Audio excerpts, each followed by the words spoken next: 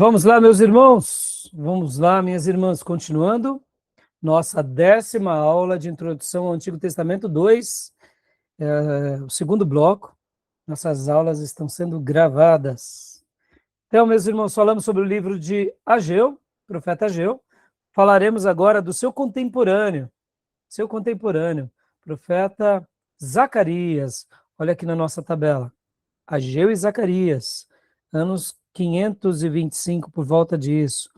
Entre 525, 500, vocês vão ver que o profeta Zacarias também, ele teve um ministério longevo, tá? É bem interessante, a gente vai aprender hoje, tá? Então, vamos lá. Aqui, nosso slide. Leia para nós, Diego, por gentileza.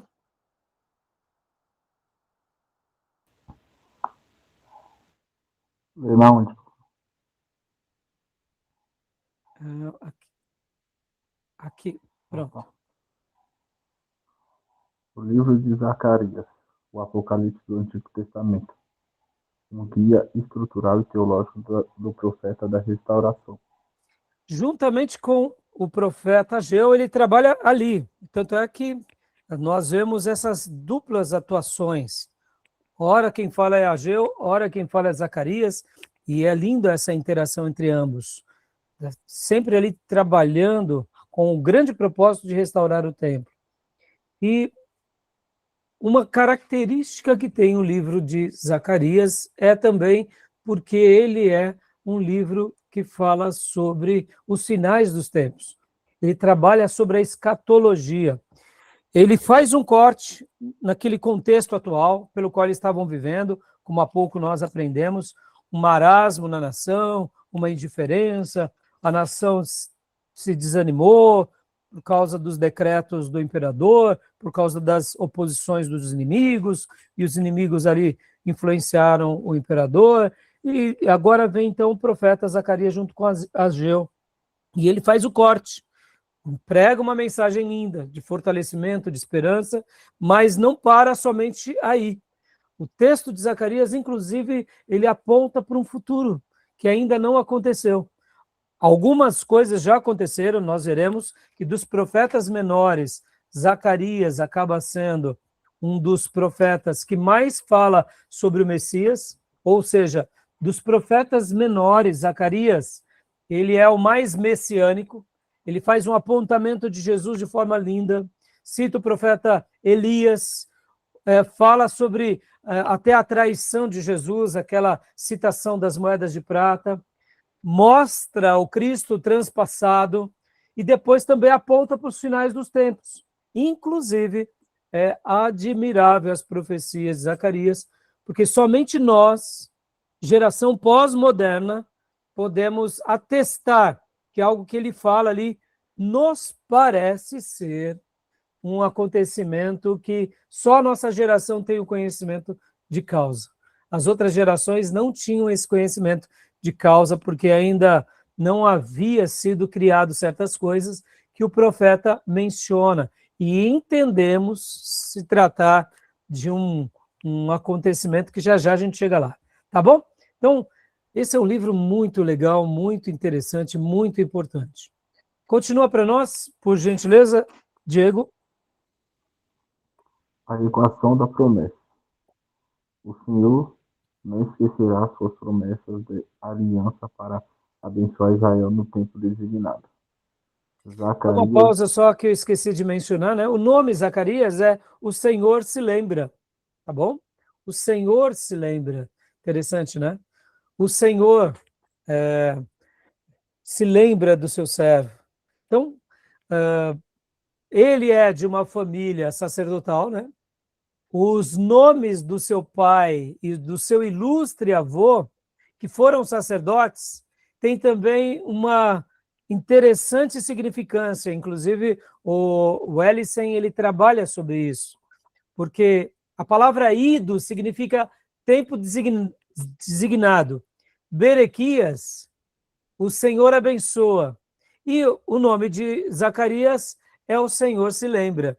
Então, é muito interessante que o próprio início do livro do profeta Zacarias traz uma mensagem apenas na construção que ele faz. Vejamos aqui, leia para nós o versículo de número 1 do capítulo 1, por gentileza, filho. No 8º mês do 2º ano de Dário, veio a palavra do Senhor ao profeta Zacarias, filho de Berequias, filho de Ido, dizendo. Olha só, então, num primeiro momento nós não notamos, mas no original, fazendo a transliteração dos nomes, como a gente viu agora, né? Então, perceba que Zacarias é o Senhor lembra, Berequias é o Senhor abençoa, e Ido, um tempo designado. Então, poderíamos dizer que os nomes sugerem a mensagem do livro, diz Ellison. O Senhor não esquecerá de suas promessas da aliança para abençoar Israel no tempo designado. Interessante, né? Parece, irmãos, eu gosto demais, me entendam, tá? Eu não gosto de ficar fazendo pontes desconexas para tentar explicar algo.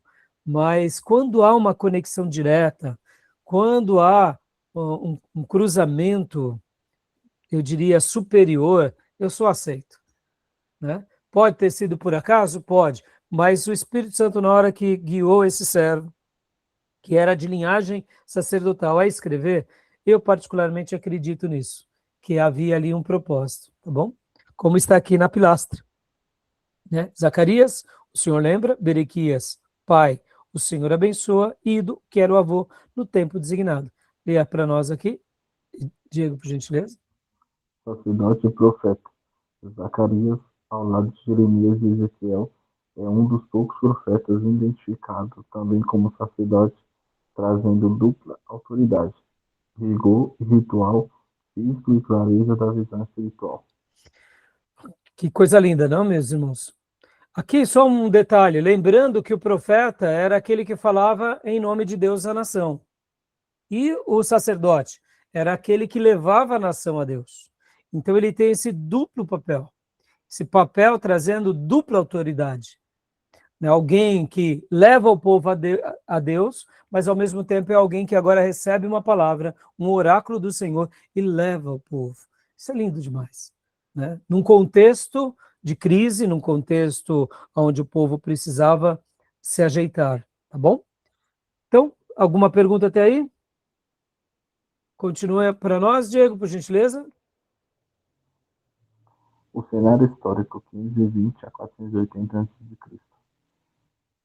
1520 a 518 a.C., a Era Persa. Cenário retorno da Babilônia. Colaboração com o profeta Ageu.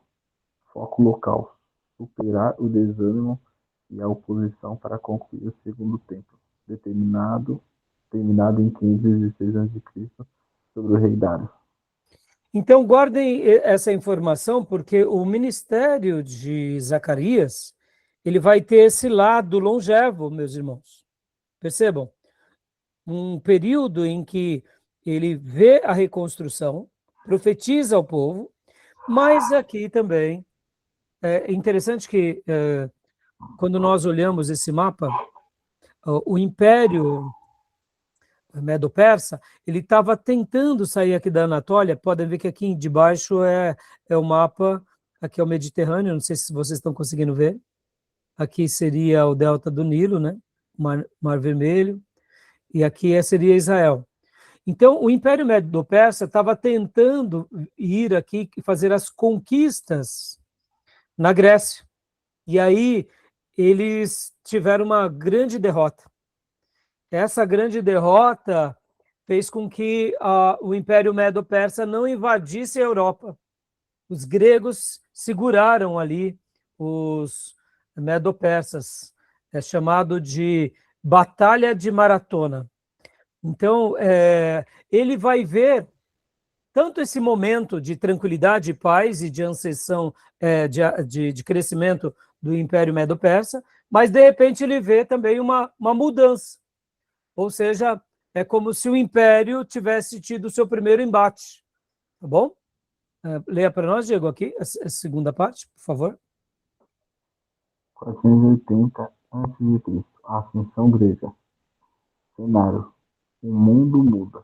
tentativas persas de invadir o Ocidente falham. Dário I em Maratona, 490. Assuero em Salamina, 480. Foco global. A Grécia emerge como a nova superpotência, mudando as profecias finais de Zacarias para o palco mundial militar. Ainda que a Grécia não tinha vencido dos medos-persas, seria bem depois. Mas, de qualquer forma, aqui já estava tendo um novo cenário, uma nova fase na vida política, geopolítica, na economia e nas conquistas e expansões do Império Medo-Persa, tá bom? E Zacarias vê isso, ele participa desse momento. Então, vocês compreenderão bem, até mesmo, o porquê o livro tem assim uma certa diferença. Percebam, ele teve 40 anos de ministério, irmãos, de 520 a 480, tá bom? Lembrando que em 516 é quando, de fato, o templo acaba de ser construído, né? Tá bom? Então, vamos lá. Próximo slide. Alguma pergunta, alguma dúvida até aí? Querem fazer alguma pergunta? O profeta Zacarias, ele retorna com Zorobabel, do cativeiro, né? E o que acontece, meus irmãos? Além do papel da reconstrução física do templo, ele também teve um papel na reconstrução moral. Então, o livro dele trabalha um pouco também dentro desse princípio ético e moral. Podem ver que ele vai falar, inclusive, sobre o jejum. A gente já vai ver no slide. Que ele refuta aqueles jejuns desajustados, que eram autoimpostos como uma virtude ególatra. O povo de Deus naquele contexto, mesmo depois do templo, eles se agarraram a certas premissas, vamos assim dizer, um pouco doentes. Então, o profeta Zacarias, ele vai ter o papel tanto da reconstrução do templo físico, quanto também da reconstrução moral do povo, fazendo com que esse povo seja liberto, por exemplo, como desse passado doentio. Só para vocês verem, eles faziam jejuns em vários períodos, lembrando um passado de derrota. Por exemplo, o dia em que Jerusalém foi invadido, o dia que o templo foi destruído. Então, várias datas que tinham passado há mais de 70 anos atrás, que eram datas trágicas, o povo, agora, nos dias de Zacarias, lembrando mais uma vez, ele teve um ministério bem longo, eles se fixavam naquele passado, jejuando por aquela derrota. Ora, meus irmãos, tem vezes na vida que a gente tem que olhar para frente e não para o passado. Você olha para o passado, aprende com ele, mas agora você tem que se reconstruir no seu presente. Não ficar olhando para um passado de dor, mas você precisa olhar para um presente de esperança. Senão você fica sempre no passado, num saudosismo doentio, aquela vida doente. Percebam, irmãos, que uma coisa que o Evangelho nos ensina é a gente não ficar preso no passado. E também para a gente não viver ansioso com o futuro. Para a gente viver o presente, equacionando as coisas da forma que deve ser. O passado é uma lição, a gente não pode desconsiderá-lo, mas querer viver o futuro que ainda não chegou é onde gera ansiedades e preocupações. Pode ver como nós somos uma geração adoecida, né, por causa daquilo que ainda não veio, não aconteceu. Por isso que Jesus e o Novo Testamento vai dizer, basta o mal de cada dia, ou seja, a gente tem que aprender com o passado, olhar para o futuro, ter esperança, mas viver o agora, o presente, intensamente, de forma saudável. Então ele vai fazer esse papel de restaurar a nação fisicamente como templo, espiritualmente e moralmente naquilo que eles tinham desajustado. Lembra que Ageu, nos dias de Ageu, eles se prenderam às conquistas apenas deles, ficaram presos nas coisas deles. Agora, Zacarias, como teve um ministério longevo, porque possivelmente quando ele vai, né, para trabalhar com Ageu, ele era bem novinho, possivelmente. Então agora ele tem essa função, não só como sacerdote, mas como profeta, de ver esse povo agora não voltar àquela prática antiga, se esquecer de Deus, da casa de Deus, como a gente viu no slide anterior de Ageu, naquele saudosismo do templo. Será que a gente não vai ter ouro no templo de novo? Será que a gente não vai ter as conquistas? Quando que será que Deus vai nos libertar de sermos uma nação debaixo de um grande império? Sabe, viver esse saudosismo, porque isso também nos afeta. É claro que se Deus tinha permitido eles viverem aquele momento, então a gente tem que aprender com Deus naquele episódio. Só um dado, irmãos. Nos dias em que Jesus começou o seu ministério, qual era o império que dominava o mundo? Lembram? Pode falar. Império Romano. E Jesus ficava chorando as pitangas? Ah, porque César, porque o Império Romano. Estão entendendo? Não, ele fez a obra de Deus indiferente de romano, de grego, de babilônico. O foco, olhar para frente. Deus permite certas coisas que estão além de nós. Nesse momento, aprendemos com a história, aprendemos com os fatos, mas aprendemos principalmente com Deus. Então ele vai tentar curar esse povo dízimo, tá bom? E como eu disse, né, o ministério dele participa dessas fases políticas e geopolíticas de domínio, de expansão e, de repente, de uma primeira derrota contra os atenienses, lá na Batalha de Maratona, tá bom? Então, leia para nós agora, Beatriz, por gentileza, esse slide. O grande debate de autoria.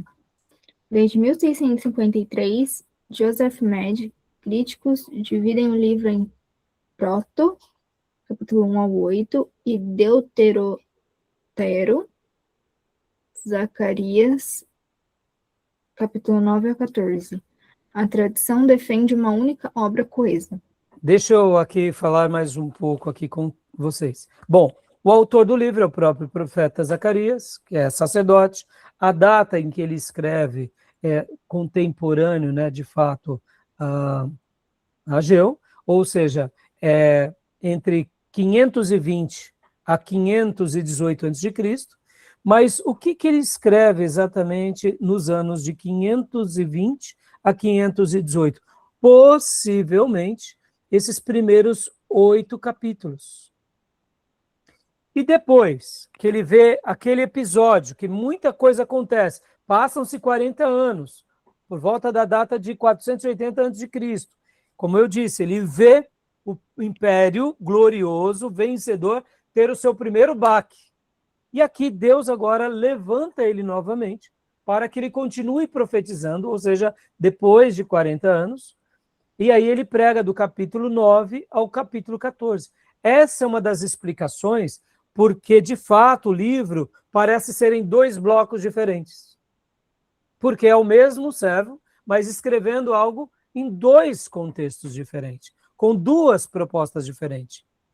Só que os críticos, irmãos, e começando aqui por Joseph Medd, ele, como lembra, os críticos textuais, eles vão fazer uma avaliação, e entenda uma coisa, irmãos, nós não somos contra esse tipo de debate, né?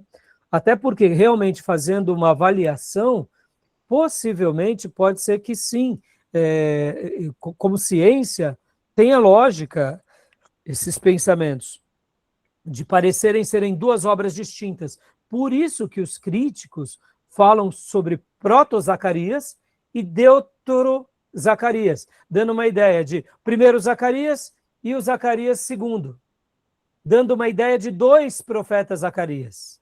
Só que a tradição não pensa dessa forma. E uma das explicações é o que eu acabo de dizer, tá bom? Então leia para nós aqui, agora para a gente entender um pouco, Beatriz, a tradição da alta crítica. Lembrando, irmãos, não sou contra especulações da alta crítica. O problema é que eles lançam uma dúvida em nome da inteligência. Essa dúvida é aprimorada, desce para o coração, quando vamos ver, nós estamos questionando a tradição, nós estamos questionando a Bíblia, nós estamos questionando a fé, ou seja, aí nós seguimos o Deus segundo aquilo que criamos. Porque, lembram, irmãos, quando estudamos teologia sistemática, tudo começa com as Escrituras. Por quê? Porque Deus quis se revelar a nós e nos deixou um texto escrito. Porque a primeira matéria de teologia sistemática é bibliologia. E por que não é teontologia, ou seja, a doutrina de Deus? Porque o nosso Deus, para as dispensações da era dos gentios, da era da graça, na igreja, a gente entende que toda a revelação de Deus, que começa com Abraão, que foi a tradição oral, e depois, a partir de Moisés, que foi a tradição escrita, finda-se com o Apocalipse de João. E todos os servos de Deus, a partir de então, conservam o quê? A antiga aliança e a nova aliança, como a revelação de Deus. Logo, quando queremos saber quem é Deus, vamos na sua revelação. Por isso que teologia sistemática começa com Bíblia, né? Bibliologia. Nós não fazemos da bibliologia uma bibliolatria. Nós não adoramos a Bíblia, mas nós entendemos, por meio da revelação de Deus, que Deus deixou um texto escrito. Quando a alta crítica, as escolas liberais, usam, em nome da razão, algumas explicações, mas alteram as doutrinas, alteram as escrituras, eles estão jogando no lixo toda a tradição judaica e cristã. Quando eu falo isso, é os escritos dos profetas e dos apóstolos. Logo, se eu questiono essa veracidade, como eu falarei de Deus? Aí Deus será aquilo que eu deduzi, aquilo que eu descobri por mim mesmo. E a Bíblia vai falar, usando os próprios profetas, que o coração do homem ele é enganoso e corrupto os seus desígnios. E eu acredito nisso. Então, meus irmãos, não é que sejamos contra a ciência, mas quando seguimos a Deus, o carro-chefe, a Maria Fumaça, não é o intelecto, é a fé. E se Deus quis se revelar, é assim que acreditamos. Então, para mim, Zacarias tem essa diferença, porque é como eu, por exemplo. Meus irmãos, se vocês pegarem as minhas mensagens, eu estou pastoreando há 30 anos. 30 anos de... Se você pegar uma escola, uma aula minha de 30 anos atrás, uma aula minha hoje, uma aula minha do seminário, nos dias que eu comecei a ensinar no seminário, por volta do ano 2000, depois do ano 2011, e hoje, no ano de 2026, vocês vão notar a diferença. E como eu pretendo parar só aos 90, com certeza, se Deus ainda continuar me dando muita sabedoria, aos 90 anos eu vou estar muito sábio, querendo Deus, né? Ou seja, as minhas aulas aos 90 serão muito melhores do que hoje. É normal que a gente se aperfeiçoe, que a gente se aprimore e que a gente mude. É claro que a crítica literária e a alta crítica, elas fazem um estudo mais voltado para a ciência, tá bom? Então, a acusação da alta crítica. Leia para nós, Beatriz, rapidinho. Mateus 27 atribui uma profecia, em Mateus 11, do 12 ao 13, a Jeremias. Referências tardias à Síria, capítulo 10, versículo 10, e a Grécia, no capítulo 9, versículo 13. O estilo apocalíptico requer data pós-século 3 a.C. Diferenças bruscas de estilo literário a partir do capítulo 9. Então, essas são as acusações da alta crítica, tá bom? Mas agora vem as defesas da tradição. Leia para nós, minha irmã, por gentileza. Mateus combinou Zacarias e Jeremias, citando o profeta maior prática comum. A Síria é símbolo de impérios opressores. Grécia é uma visão puramente profética cumprida depois. Zacarias... Então, deixa eu só fazer um comentário aqui rapidamente, irmãos. Os problemas que a gente foi citado aqui, está sendo respondido. Mateus combinou Zacarias e Jeremias, citando o profeta maior, prática comum. Nenhum problema. Nenhum problema. Sobre a Síria, o que era a Síria? Era um símbolo de impérios opressores. E a Grécia? A Grécia também já estava em ascensão. Nenhum problema. Citar a Grécia, qual é o problema? É como citar o Egito. Qual o problema? O Egito foi citado em todo o Velho Testamento. A Síria foi citada, né? Os árabes foram citados. Samaritanos também são citados. Então, quer dizer, citar isso não estava dizendo, evocando que era o Império Grego, mas já era uma forte nação, tanto é que temos a Batalha de Maratona, ou seja, perceba, os gregos impediram que a cidade-estado grega, ali na Macedônia, poderiam ter sido engolidos pelo Império Medo-Persa. Mas porque eles conseguiram vencer os Medo-Persas, eles continuaram sendo uma cidade-estado com o seu estilo, e depois se tornaram império, e pode ver que o mundo muda-se a partir do Império Grego, né? Tá bom? Então, continua para nós o terceiro aqui, irmã. Zacarias é a vanguarda, junto a Daniel, não copista tardio do gênero apocalíptico. Ou seja, não tem problema falar os estilos apocalípticos têm que ser nesse período. Qual o problema? Nenhum problema. Daniel profetizou tempos antes, agora estava profetizando Zacarias. João, no Apocalipse, cita tantas coisas que até hoje não aconteceu. Nenhum problema. São vozes, né?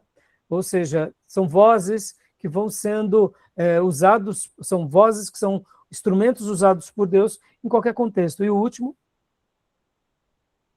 Mudança de estilo é natural para um autor escrevendo com 40 anos de intervalo. 520 versus 480 a.C. Eu, por exemplo, meus irmãos, escrevi meu primeiro livro no ano de 2011, ainda não fiz o meu segundo livro, pretendo fazer uma reedição desse primeiro livro. Com certeza, o meu segundo livro vai ser muito diferente do primeiro. Muito. Por quê? Porque eu aprendi já. Né? Claro, ou seja, você amadurece, meus irmãos. Você não comete os mesmos erros. Pelo menos eu espero que não. Né? Tem coisas que a gente acaba cometendo e não percebe, né? Tudo bem? Tudo bem, então, até aí? Agora, entendendo um pouco o duplo propósito da macroestrutura de Jeremias. Continua para a gente, Fia. Do pilar 1? Oi? Começa a ler do pilar 1? Pode ler do pilar 1. Pilar 1, capítulos 1 a 8. Preparação de Israel. Foco: o presente e a disciplina. Ação, exortação moral, reconstrução do altar e do templo. Então, seria a base da divisão do livro, de Zacarias. O pilar 2, por gentileza. Capítulos 9 a 14, salvação de Israel. Foco: o futuro e o livramento. Ação: a era apocalíptica, a intervenção internacional e o reino messiânico. Ou seja, vamos reorganizar nossa casa e vamos olhar para frente que o nosso rei virá. E o tema central? Necessidade imediata de completar o tempo físico e a urgência eterna de preparar-se para o Messias. Olha aí a glória da segunda casa. Olha aí, vamos nos preparar, porque o Messias virá. Tá bom? Tudo bem, meus irmãos? Alguma pergunta? Dúvida? Aqui é um relato das 8 visões noturnas, do capítulo 1 ao 6. Podem ver que Zacarias tem muitas visões, tá, meus irmãos? E aqui eu vou ler rapidinho para vocês, né? A primeira é um homem entre as murteiras, encorajamento e vigília de Deus. 4 chifres e 4 ferreiros, livramento, opressores destruídos. Medição de Jerusalém, restauração e expansão da cidade. Sumo sacerdote Josué, podem ver que, lembra que eu mencionei na aula de Ageu, Josué e Zorobabel? Olha aqui, agora o próprio sumo sacerdote Josué é citado. Purificação, roupas sujas trocadas, candelabros de oliveiras, investimento, poder pelo Espírito, rolo volante, julgamento divino do pecado na terra, mulher no Éfa, a remoção comercial da iniquidade para a Babilônia, e 4 carros, julgamento final dos inimigos gentios.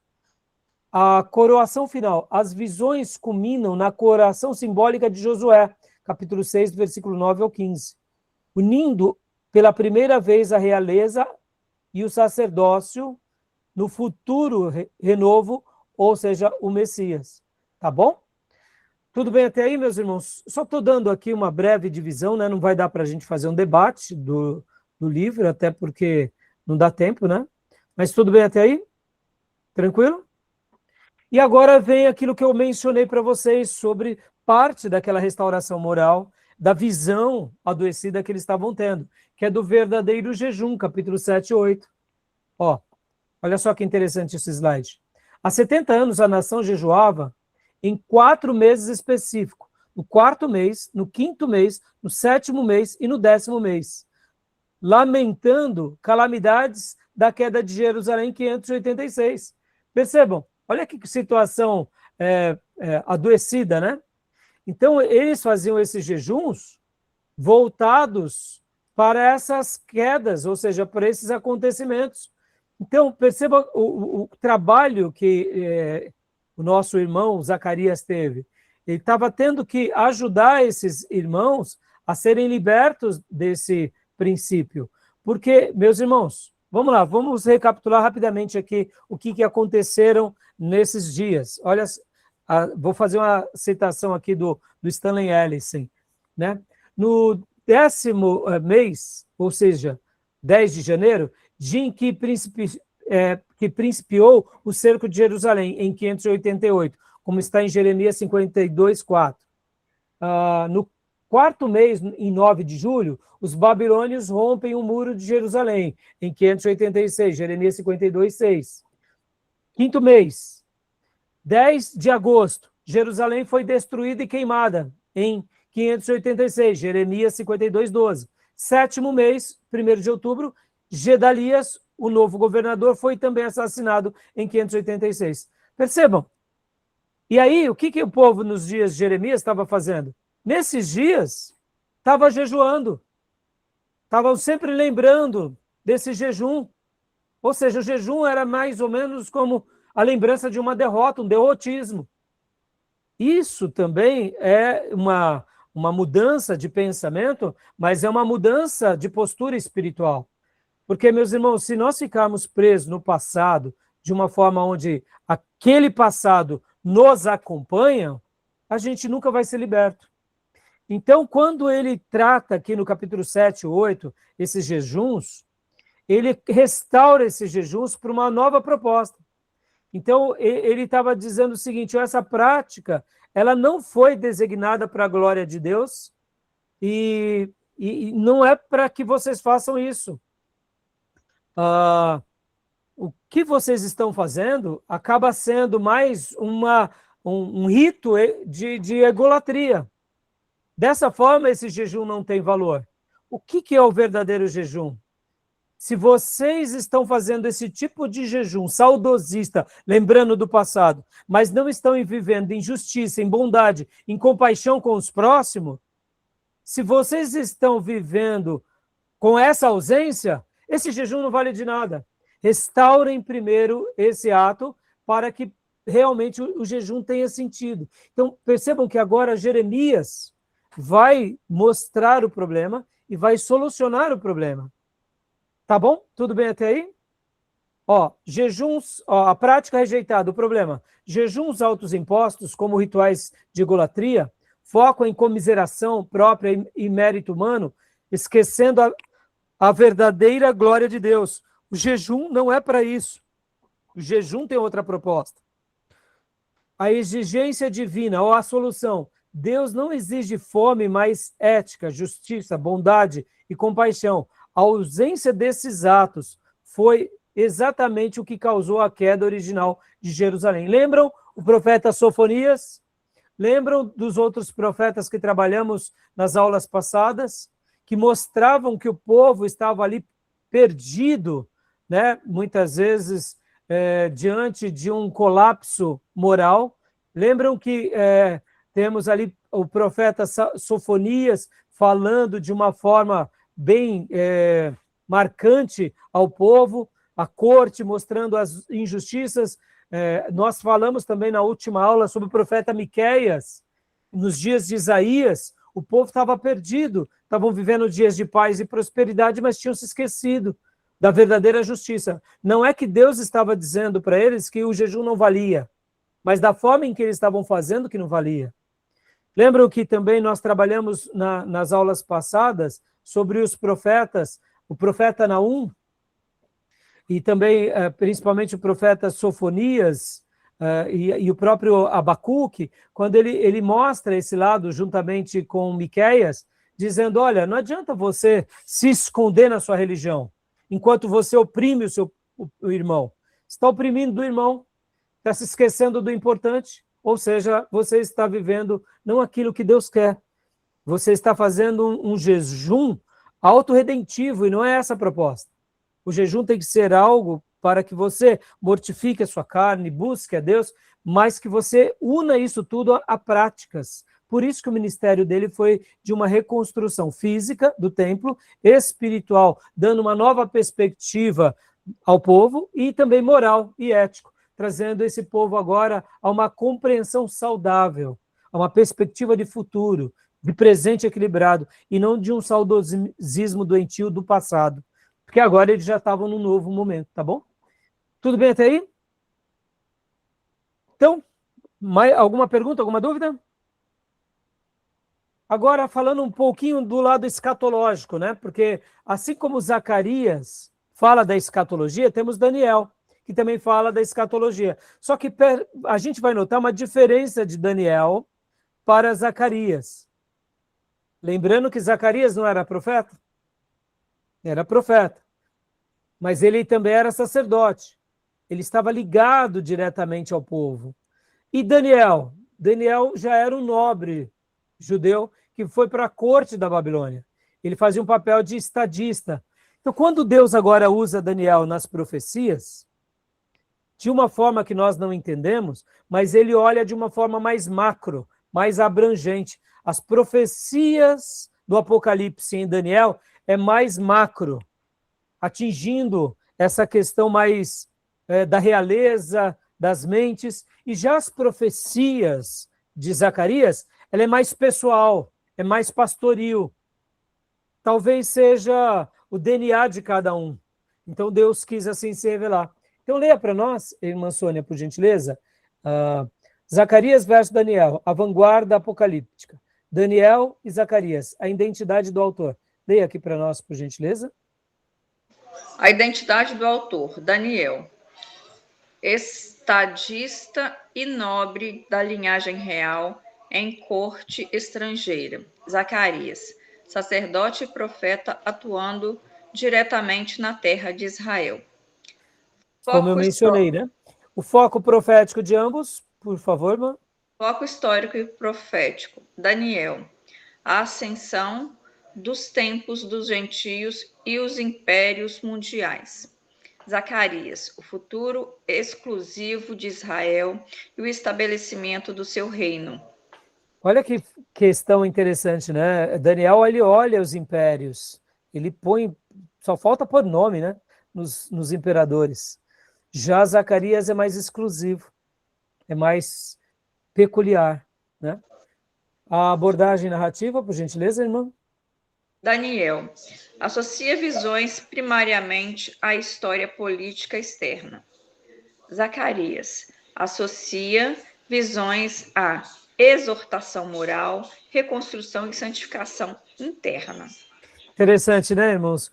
Percebam que Deus respeita muito esse lado nosso, ou eu até digo, né, que Deus geralmente nos usa da forma que a gente até muitas vezes se entende melhor, né? Cada pessoa tem um jeito, tem um DNA. Agora é óbvio, Deus pode fazer como Ele quer. Deus poderia ter usado Daniel aqui no lugar de Zacarias, com essas profecias, e Zacarias no lugar de Daniel. Mas aqui é uma lição de casa interessante, fazendo esse paralelo entre essas duas visões escatológicas, tá bom? E aqui o último ponto, por favor, irmã. Daniel destaca frequentemente as ações do anticristo e governantes tiranos. Zacarias destaca implacavelmente as múltiplas vindas do rei Messias. Olha só que interessante, né? O foco no personagem central. Como é diferente, né? Interessante, né? E como eles se completam, tá bom? Tudo bem até aí? Alguma pergunta? E agora, leia para nós, irmã Sônia, por gentileza, esse slide, que ele como eu mencionei há pouco, né? Ele olha para frente. ele tem essa visão para o futuro. A Era Apocalíptica, capítulos 9 a 14.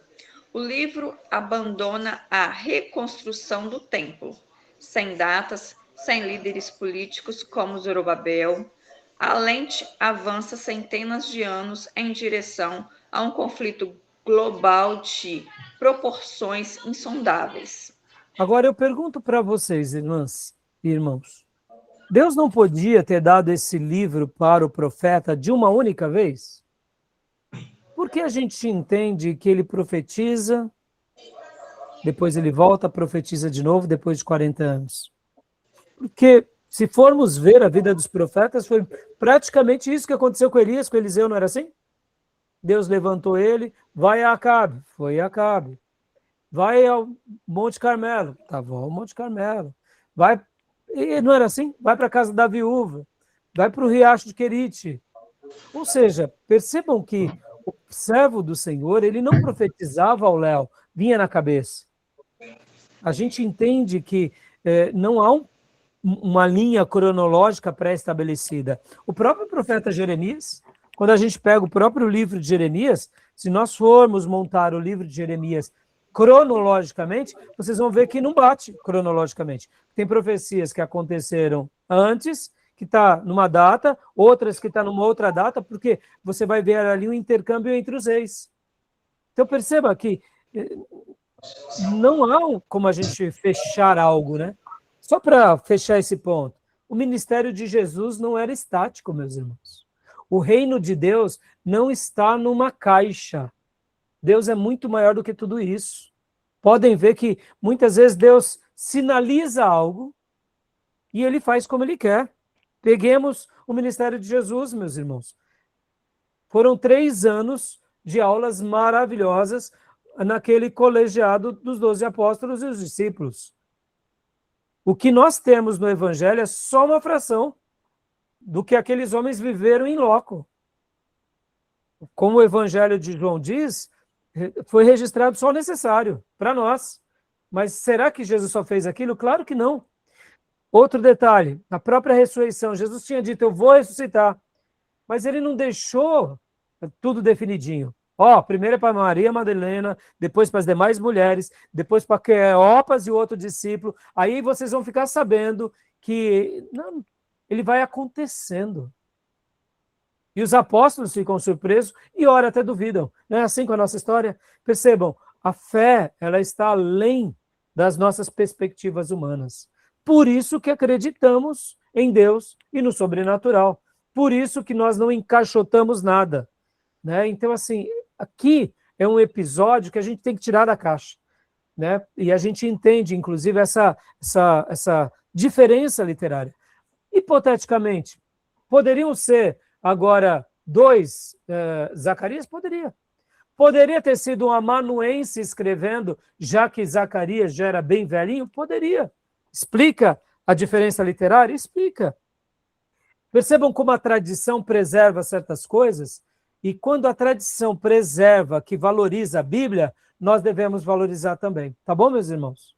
Quando é uma tradição sem sentido, aí a gente ouve e aprende, ou quando é um questionamento humano ou acadêmico, a gente ouve e aprecia. Mas o que nós devemos sempre colocar os olhos é como Deus se mostra. E aqui esses capítulos 9 ao 14 vão dar uma ideia bem diferente, né? Como a irmã viu. Não tem Zorobabel, não tem o templo. É claro, já tinha sido edificado, já estava tudo em paz. Né? Nesse episódio, inclusive, só recapitulando mais um pouco, meus irmãos, olha só que interessante. Se nós partimos do pressuposto que ele está falando aqui no ano 480, deixa eu lembrar aqui o gráfico. Foi bem daquele episódio de Esther. Olha, Esther é por volta de 478. Interessante, não? Então, Zacarias está escrevendo essa segunda porção nos dias de Esther, enquanto o povo judeu no mundo estava prestes a ser destruído. Ou vocês acham que essa mensagem de Amã, o inimigo judeu, não chegou lá em Jerusalém? Claro que chegou. O medo, o assombro, percebam, é agora nesse contexto que Deus usa o seu servo para dar uma mensagem de esperança ao seu povo, né? Então, leia para nós aqui, irmã, por gentileza, Antigo Testamento, Novo Testamento, e aqui no meio, por gentileza. Antigo Testamento. O Apocalipse do Antigo Testamento. Assim como João encerra o Novo Testamento, unindo os detalhes da segunda vinda, Zacarias encerra as visões do Antigo Testamento como a grande pré-estreia cósmica que correlaciona pela primeira vez as duas vindas do Messias. Ou seja, 2 livros que fecham as revelações. Malaquias a gente vai ver também, tem profecia sobre os sinais dos tempos. Mas bem interessante, não, meus irmãos? Tá bom? E aqui, Zacarias, no capítulo 14, é aquilo que eu tinha dito no início. Leia para nós, irmã Sônia. Olha, esse trecho é impressionante. O grande dia da batalha do Senhor, capítulo 14. O próprio Senhor desce como um homem de guerra contra as nações amotinadas. Alteração topográfica. Terremotos massivos fendendo o Monte das Oliveiras. Mudança geográfica projetada para preparar a terra física para o reinado global do Messias. Meus irmãos, ainda não aconteceu. Só tem 2.500 anos essa profecia. Mas vai acontecer a qualquer momento, tá bom? Isso acontecerá, é uma profecia. Deus vai realizar esses fatos. Vai fender a terra. E aqui, minha irmã, destruição terminal. Leia para nós. Descrição gráfica de juízo sem paralelo. A sua carne será consumida, estando eles de pé, e lhes apodrecerão os olhos e a língua. 14, capítulo 14, né, versículo 12. Muitos analistas modernos notam a perturbadora semelhança da descrição com a ignição de Fissão fissão nuclear. nuclear. Ou seja, meus irmãos, hoje quando lemos Zacarias 14, 12, eu vou até colocar aqui para os irmãos e para as irmãs. Olha, eu vou compartilhar com vocês. Olha só. Esta será a praga que o Senhor ferirá todos os povos que guerreiam contra Jerusalém. Haverá uma guerra. O texto está dizendo. Apodrecerá a sua carne, estando eles de pé, e se lhes apodrecerão os olhos nas suas órbitas, e a língua se lhes apodrecerá na boca. Naquele dia também haverá da parte do Senhor um grande tumulto entre eles. Então percebam, esse texto, versículo 12, somente nós, geração pós-moderna, porque, irmãos, só na geração pós-moderna se conheceu sobre essa questão, como há pouco lemos, sobre ficção nuclear ou bomba atômica. O profeta Jeremias sabia disso, ficção nuclear, bomba atômica? Mas Deus sabia. Isso vai acontecer em algum episódio. Então percebam como esse profeta, ele foi além de seus dias. Ele olhou para os sinais dos tempos como ninguém. Tá bom, meus irmãos? Tudo bem até aí? Só estou dando uma citação, né, para vocês verem como uma profecia ela tem vários tempos, como a gente já aprendeu. Né? Ela pode se cumprir numa época, ou outra parte pode se cumprir em outra época, e aí vai. E aqui leia para nós, Bia, por gentileza. Agora falando um pouco mais sobre a escatologia, o lado messiânico, né? Cristológico, em Zacarias. O foco duplo do Messias. Vem montado humildemente em um jumento. Capítulo 9, versículo 9. Olha só que coisa linda, aquela profecia que se cumpre, aquilo que é chamado tradicionalmente como Dia de Ramos ou Domingo de Ramos, não é? Pelos católicos. Aqui é a profecia em Jeremias. Ele já está anunciando que o Messias viria. É a primeira vinda repleta de humilhação e rejeição. E aqui leia para nós, Fia, por gentileza. O bom pastor que é rejeitado por seu próprio rebanho e avaliado a preço de escravo. Mostrando mais uma vez as profecias. Olha como agora, mais uma vez, Zacarias aponta a Cristo. Por isso que dos profetas menores, ele é um tipo de Isaías, tá bom? E a segunda vinda, glória e domínio, leia para nós, por gentileza. Vem como guerreiro para o livramento físico de Israel. Arrependimento nacional violento ao olharem para quem transpassaram. O Senhor coroado como rei absoluto sobre toda a terra. E aqui, meus irmãos, só para a gente finalizar, né? O que seria essas profecias, né? Por exemplo, como essa que vemos em 12:10. Irmãos, aqui era uma profecia para o povo de Deus que um dia tinha desprezado Jesus. Vamos lá para o texto. Olha lá, 12:10. Tinha desprezado Jesus. Leia para nós, Beatriz, por gentileza, aqui, ó. Aqui é uma profecia exclusiva sobre o povo judeu, que vai acontecer ainda.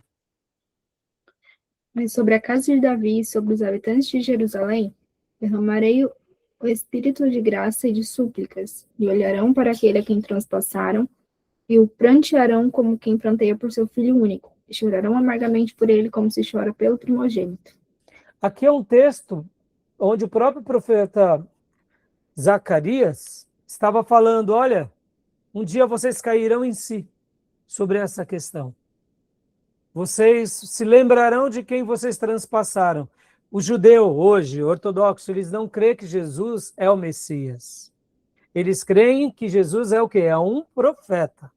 Mas nesses dias dos finais dos tempos, eles entenderão que Jesus foi aquele que eles desprezaram por séculos e prantearão e suplicarão por aquele a quem eles transpassaram. E aí eles chorarão como que pedindo perdão. Quando se dará essa profecia? Nós entendemos que essa profecia se dará quando os judeus nomearem o que para eles é o Messias, e depois de 3 anos e meio, quando descobrirem que o Messias que eles nomearam não é o Messias prometido, mas eles acabaram colocando no templo aquele pelo qual é chamado de anticristo. E aí vai ser o período que se inicia a grande perseguição. Porque lembrando os 7 anos da última semana de Daniel, a Bíblia fala que seria um período de tribulação, dividido em tribulação e grande tribulação. E as profecias ensinam, mostrando que os judeus cairão em si, que aqueles que eles chamaram que é o Messias, não é o Messias, mas sim o anticristo. E é nesse episódio que entendemos que aqui eles farão essa oração. Prantearão como quem pranteia pelo seu filho único e chorarão amargamente por ele, como se chora pelo primogênito. É claro, meus irmãos, que essa é uma leitura cristã, tá bom? Dentro do rabinato e da tradição do Talmud, para eles aqui, esse que transpassaram seria o filho de José, um precursor que cairia, que seria um mártir e guerreiro que seria morto. Então eles têm uma outra leitura, tá bom? O Stanley Ellis, inclusive, menciona com mais detalhes sobre essa questão. Os judeus vão dizer aqui que o que transpassaram seria uma outra coisa e não da forma que entendemos. Mas aqui a história vai mostrar quem de fato, o que seria de fato isso. Eu acredito na nossa leitura, tá bom? Tudo bem? Tranquilo? Alguma dúvida, alguma pergunta? E assim, agora aqui, só para a gente terminar, meus irmãos, ó, temos mais esses 2 slides, né? O mapeamento cristológico. Zacarias é o livro mais... Opa, deixa eu compartilhar aqui. Mapeamento cristológico. Zacarias é o livro mais messiânico dos profetas menores, igualado apenas a Isaías e aos Salmos em seu detalhamento exato. O renovo, sacerdote e rei, Zacarias 3:8 e 6:12. Cumprimento, Isaías 11:1, Jeremias 23:5. A entrada humilde no jumento, Zacarias 9:9. Cumprimento em Mateus 21:5, João 12:15. As 30 moedas e o oleiro, Zacarias 11:12 e 13, cumprimento em Mateus 27, 9 e 10. O mártir transpassado, Zacarias 12:10, cumprimento em João 19, 37. O pastor ferido, Zacarias 13:7, cumprimento em Mateus 26, 31. Pés no Monte das Oliveiras, Zacarias 14:4, cumprimento em Atos 11:1, Apocalipse 16. Podem ver que Jesus, ele é levado aos céus do Monte das Oliveiras, e ele diz que ele vai voltar também aonde? No Monte das Oliveiras, tá bom? E o legado de projeto de restauração, né? Zacarias cumpriu sua missão imediata, convenceu uma nação fraturada a empilhar pedras novamente, concluindo o templo em 516 a.C. Mas o projeto era maior do que prédio. Suas visões equiparam Israel para sobreviver a 400 anos de um violento silêncio celestial e domínio impiedoso dos gentios. A mensagem ecoa eternamente. Não importa quão esmagadores sejam os impérios ao redor, o Senhor lembrará das suas promessas no tempo designado. Tá bom, minhas irmãs e irmãos? Tudo bem até aí? Alguns outros detalhes, né, nos nossos livros, mas como não dá para a gente se aprofundar, né, muito demais, terminamos aqui e vamos para o último livro. Agora, Malaquias. Malaquias. Tá bom? Alguma pergunta, alguma dúvida? Não, Agora a só gente vai falta o para final Malaquias. ainda. Olha só, Zacarias está aqui, como eu disse, vai do ano 520, por volta disso, até 480. E agora vamos para Malaquias por volta de 430. Ou seja, de Zacarias até Malaquias, a morte, né, podem ver, durou por volta aí de mais quase 50 anos. 430, né? Interessante, né? Então, possivelmente Malaquias não viu nem Ageu nem Zacarias. Possivelmente. Tá bom? Pode ser que sim, talvez só se Malaquias começou a profetizar bem velhinho, né? Aí talvez ele tenha contemplado Zacarias. Pode ser, não sabemos. Tá joia, minhas irmãs? Tudo bem? Alguma pergunta, alguma dúvida? Podemos terminar? Para a gente ir para o último bloco? Então vou fechar aqui, tá bom? Voltamos em alguns instantes.